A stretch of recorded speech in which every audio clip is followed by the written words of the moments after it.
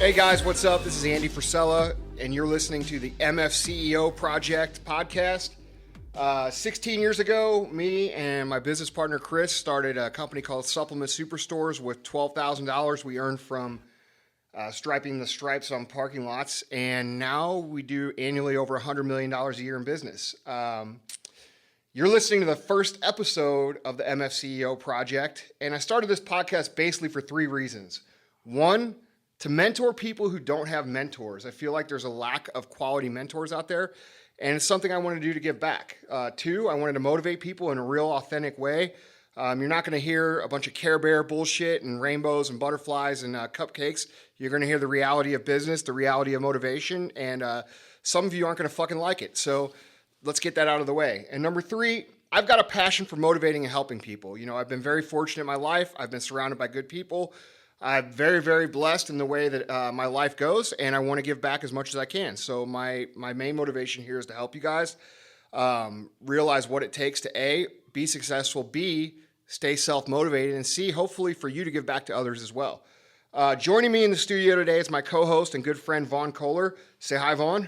Hey, everybody. Vaughn, why don't you tell them a little bit about why you're here and how we met and how we became such good friends. All right. Well, before I do that, I'm going to add a fourth reason that you're doing the podcast, and that is because a crap ton of people asked you to do it, and so we're sort of responding to that public outcry. So yeah. That's always a good thing. I met Andy. It was almost 2 years ago. I was working as the editor and writer of a St. Louis area men's magazine. It was more of like a GQ for the St. Louis area. And I'll be honest with you, when I was assigned to write about him, I heard that he was involved in the fitness industry and was this incredibly successful guy at, I don't know how old I thought you were at the time, but I knew you were in your early 30s. So I kind of made some assumptions that you were kind of a prick. Yeah. Well, you're right about that. Yeah, I mean, let's be honest. Well, I just keywords being kind of. right. Yeah. Right. So I just thought I'd meet this guy and he'd be full of himself and not very fun to interview. But I was wrong. We spent the first, it probably was 20 minutes talking about. Do you remember? Yeah, Bulldogs. I think we were talking about Bulldogs. Yeah, and actually it was kind of sad because I think my American Bulldog Oscar, who I'd had for 7 years, is basically my little right hand dude. Had just passed away. Yeah. So I was going through a real rough time. Yeah. So I knew you were a good dude if you like dogs, and but really as I started asking you questions and learning more about your companies and what you'd achieved, you told a story that. Wow, it was amazing, compelling story, and it was something traumatic that happened to you. And I think that, you know, as we thought about doing this podcast, I thought, what a better way to start the whole MFCEO project than to tell your personal story and kind of what you learned from that. And why don't we start with you telling that story? You know, people that first meet me in person, oftentimes the first question that they have that they might be afraid to ask is, what happened to your face? Because I've got several scars on my face. I've got nerve damage in my face. And, you know, there was a time where I wouldn't tell people what happened because I was embarrassed of it, because I felt like they judged me. But so I would tell them I got in a car accident or something like that, just quick and easy. But basically what happened was, I was coming home from a bar in Springfield, Missouri, 2003. I was walking home with a good buddy of mine and a neighbor who's a friend of mine as well, and she's Mexican and she's very dark. And we were walking home, and this kid yelled out the window, and I'm just gonna say what he said. He said, "Hey, where'd you get your nigger girlfriend?" And I wasn't gonna allow him to say that shit, and basically we ended up getting into a fight. He pulled out a knife and he stabbed me in the face 3 times and in the back once. Looking back on it, I mean, it was just, I handled it completely wrong. But the reality is I said, hey, I'm gonna call the cops. And I started to walk away, which is where I really screwed up. And I was walking towards the rear of his car on the driver's side, and I didn't hear him. But he had got out of his car and he came up behind me and stabbed me right in the side of my face, and basically At the last minute, I heard him come behind me, and I turned my head to the right to where my chin was basically pinned to my shoulder.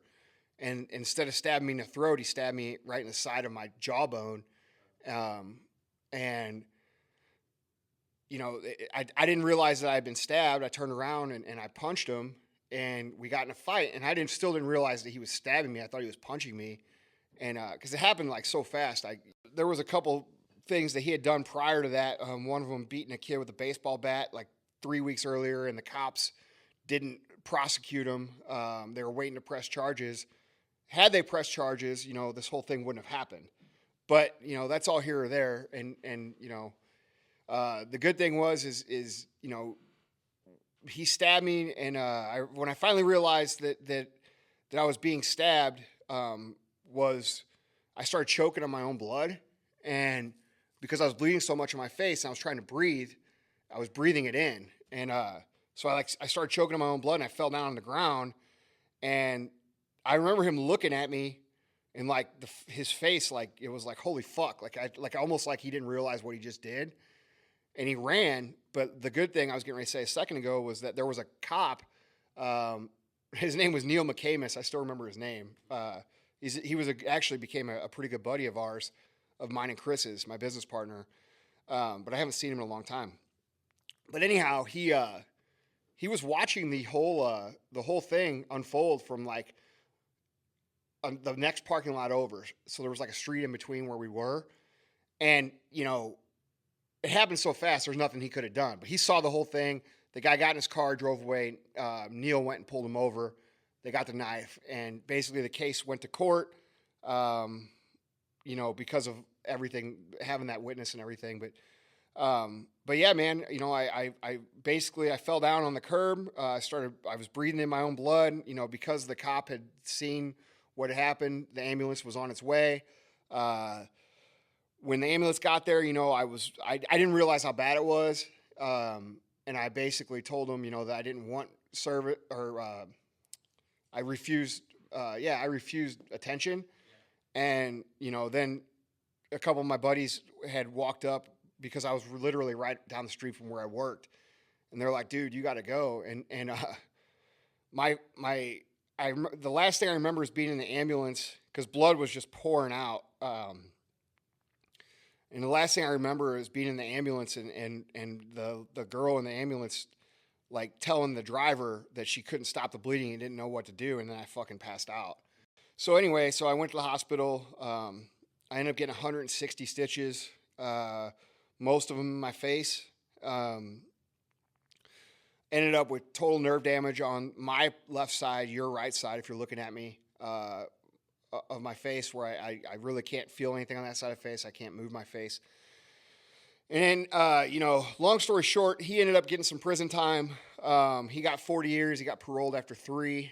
I remember going to Bass Pro and looking at shotguns, and the day or two after it happened, and my face was swelled up like the size of a softball. And the guy in the gun store, and Chris was with me, the guy in the gun store was a fucking asshole. And he wouldn't even talk to me. And when I did get him to talk to me, he was a fucking dick. And I still remember that. And I didn't really realize what was going on. And then I started noticing it more and more. Like, you know, I go to the grocery store and the checkers wouldn't look me in the face, or, you know, I'd talk to somebody and they look at the ground, and dude, what was happening was people didn't want to look at me because they felt like they were staring, you know, because dude, my face was swollen for 6 months, and you know, it doesn't look bad now until you get close and look at it, like in pictures and shit that people see on Instagram or whatever, or Facebook. They don't really notice it, but when you see me in person, it's pretty obvious that there's something going on. And you know, I had to go through basically this like social rejection that I wasn't prepared for, and nobody really told me to expect. And, you know, I went from being a normal dude and to being somebody that, like, people didn't talk to. And I was in retail, man. I was talking to customers every day on our first retail store. And, you know, fuck every single person that came in, you know, most of them were pretty considerate and, like, said, man, dude, you know what happened? They ask it a polite way, and then, like, some people were just rude, and they say, like, dude, what the fuck happened to your face? And, you know, that dude, it beat me up, man. I went through a lot of mental shit. I went through feeling really sorry for myself and thinking that my life was over. No girl's ever gonna fucking want to date me, and dude, because it consequently, I think that like actually pushed people away from me. So it was like a self-fulfilling prophecy looking back. And so I kind of isolated myself in that way. And, I started getting into drinking real hard. I started getting into smoking weed. And more than I had in the past. I kind of picked that habit up in high school. And I didn't really grow out of it till I was about 25. But I got to where I was relying on things to make me feel better. And I got depressed, man, and I didn't really have any goals. It's the same story you hear from anybody who's gone through something traumatic. We hear this from guys who have been in the military now, with their PTSD and things like that. Like, dude, it's a fucking weird thing because like you end up isolating yourself based off your own insecurities. It's not that other people are judging you. It's that you're judging you more harshly than what they are. And so I was walking through the grocery store. This is like a year and a half after it happened. And my face was still pretty bad. It took a long time to like really even actually kind of look normal. And now clearly, I've turned into the good looking motherfucker that I am. But the reality is that, I was down on myself, man. And like, I thought every day about killing myself. I mean, that's really the honest to God's truth.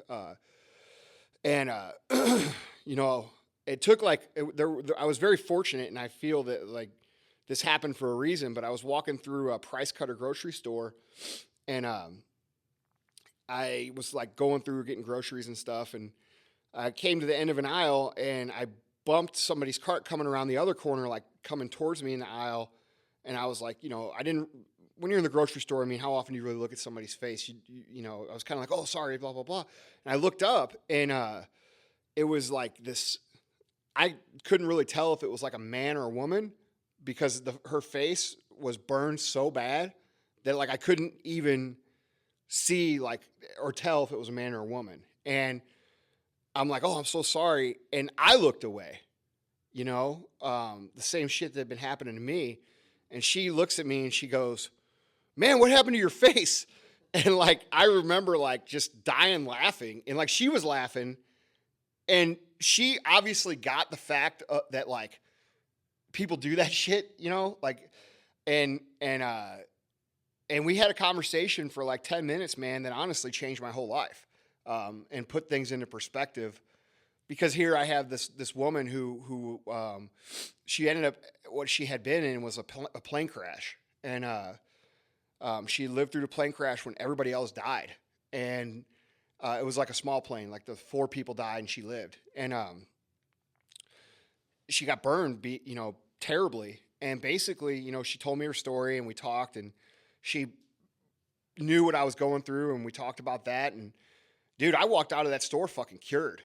You know what I'm saying? And that's when I started taking business serious, because I realized how quickly things can change, and I stopped saying, dude, oh, I got this face and nobody fucking loves me and all this other bullshit that you tell yourself. And I said, dude, you know what? Fuck this. I'm gonna fucking do this.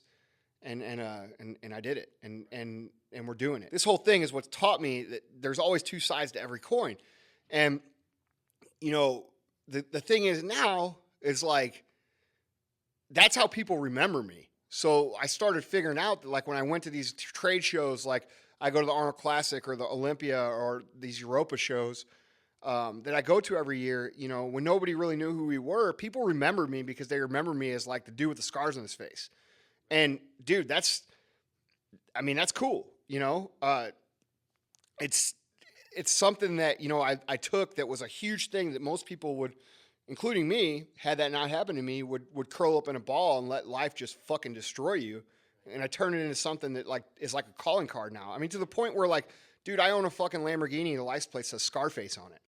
That's how much I've accepted that as me. Well, like I said, Andy, I don't like it that you got stabbed, but it's every time I hear that story, it's awesome. And just the way you responded to it is awesome. So one of the things that we talked about doing in the MFCEO project for the podcast is not just telling really good stories that motivate people, but also giving people practical takeaways? Yeah, I mean, I feel like people, first off, I feel like it's necessary to realize that if you really want to have an awesome life, if you really want to be successful, you have to develop the perspective of finding the good. Now, I don't mean that in terms of, fairy tale fluffy, cottontail rabbit stuff. I mean, like, look, there's going to be bad shit that happens. There's going to be things that happen to all of us. There's going to be adversity. There's going to be things that we can't necessarily control. There's going to be situations that are going to piss you off and frustrate you and really make you want to quit. But the difference between people that are successful and people that aren't successful in life are that the people that are successful look at these situations that cause tremendous amount of heartache, headache, and pain, and they find the lessons in those situations and use them to their advantage. The people who fail, the people who end up sitting on a bar stool a Tuesday afternoon talking about how great they could have been, those are the people that look at everything that happens to them and they say, man, I got totally fucked. I got totally screwed by life, and that guy over there who's doing well, he got lucky and blah, blah, blah, blah, blah. And the rest of the story, because reality is that's what everybody tells. Now, I know you don't feel this way, so I want to clarify something, and you can flesh this out a little bit. But you're not saying that successful people say, "Oh, yay, I got stabbed." No. You're saying what? No, you're going to be fucking upset at first, but when those feelings start to creep in and say, "Man, this sucks," you've got to be able to say, okay, and stop yourself and develop the ability to stop yourself at that time and say, okay, well, what did I learn here? What did I learn about? I mean, and there's things that are really, really hard to develop or come up with something that's good out of situations. I mean, when somebody dies or a car accident happens or, people get cancer. There's fucking horrible things that happen. And, a lot of times it's really hard to like develop the perspective to find good. And honestly, there is some things that just are bad. Right. You look at like, as an example, one thing that I look at and I can never find anything good is whenever you see these like sexual predators molesting children. Right. What fucking good can you really come of that? Those guys, in my opinion, deserve a fucking death penalty like instantly. But and there's bad shit, but the reality is most of the stuff that happens to you, I would say 98% of it, you can learn a lesson from on how to get better. Even when someone does pass away, maybe that should teach you how to treat the people that you love now and that you don't take for granted. You know what I mean? I know I've had that happen to me before where things have, I wish I had done X, Y, and Z while they were here. There's a lot of lessons to be learned. And if you can develop the ability to instead, when sales tank or when a sales strategy doesn't work out or marketing strategy doesn't work out, that's minor shit. You should be able to bank that shit and learn from it on a consistent basis. And, successful people do that and unsuccessful people go in the corner and cry and say, why me? Like a little bitch. I do think it's interesting too that, you told the story and you did say it was like at least a good year or two before you got over it. And so. Right. And that's, some people have to go to therapists and all this other shit to like get over things. And the reality is dude, it is what it is. And you got to come to terms with it, and the sooner you can come to terms with it. And if that takes a year, sometimes it does take time. That's the reality. But if you come to terms with it on your own and you say, all right, this is what it is. And this is what I'm going to do now. That's a successful mindset. Right. Unsuccessful mindset is, well, that happened and it ruined my life. Right. I can never be anything because I fucking look like masks now. You know what I'm saying? Yeah, right. Dude, it all comes down to your perspective and it comes down to how you choose to see things. And the great thing about developing that mindset is that when bad shit does happen, you don't get upset about it anymore. So what happens is instead of getting pissed off and upset and crying about the bad things that happen, you automatically look at those and say, all right, that happened. A, I'm not going to do that again. And B, here's what I learned. And that's something that all successful people do and all unsuccessful people do not do. Right. So, developing the strength to have the mindset of learning everything that you can from the setbacks that you have is a tremendous tool and advantage that you have over other people. So, you have to be able to find the lessons in the things that really disturb you and the things that frustrate you and the things that cause you pain, because those things are in your life for a reason. They're there to teach you. That's what their purpose is. If you can learn from those things, you're better off than 98% of the people, because most of the people out there are going to take that. They're going to take a big kick in the balls and they're going to go sit in the corner and cry. Right. And they're going to say, why did you kick me in the balls? Well, dude, fucking life does that. That's the reality. You get kicked in the balls. It's going to happen. Right. Expect it. Now, you were talking about developing a strength for seeing the good, even when bad things happen, and obviously you've talked about developing that ability. But I've also heard you say that really isn't about necessarily an ability, but as just making a choice. And I think that's your second takeaway is that seeing this good in bad is really ultimately about making a choice. So. Oh, absolutely. It's a conscious choice. Like what I just said a minute ago. Eventually, it becomes an automatic. But when you first start that process, I had to have it pointed out to me, like, hey, here's the good things that could happen from this. That when you have that pointed out to you at first, it's kind of like an epiphany. You're like, oh, yeah, that actually is a good point. I think everybody's had that happen to them. You're upset about something. You go to a friend and your friend says, well, at least you learn this. And you're like, fuck, I didn't think about it like that. So that's kind of how it starts. And that's what I'm telling you. So whatever it is that's frustrating you in your life, whatever it is you're having problems with, what is that teaching you? What is that there for? That's there for a reason, to teach you a lesson that's going to help you progress further, longer down the road. And that has to be understood. You know what I mean? And so you have to decide that, hey, all right, the X event has happened. It upset me. It hurt. It caused me a lot of pain. But I'm going to choose to believe that happened for a reason. And that reason is to teach me so that I don't touch that hot stove again.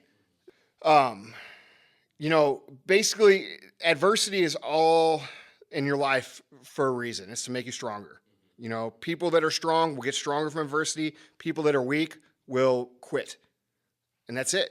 So, it's just the public speaker in me, so I'm going to recap a little bit of what you're saying. So you basically said the number one takeaway is successful people do this. They find the good in the bad. That's the first one. The second one is it's really not ultimately about developing an ability or strength. It's about making that conscious choice to find the good. What would be a third or fourth takeaway? Well, I think the third takeaway is that once you develop that skill on a regular basis, it becomes automatic and you become exponentially more powerful, because it's not a conscious decision anymore. It's just what you are.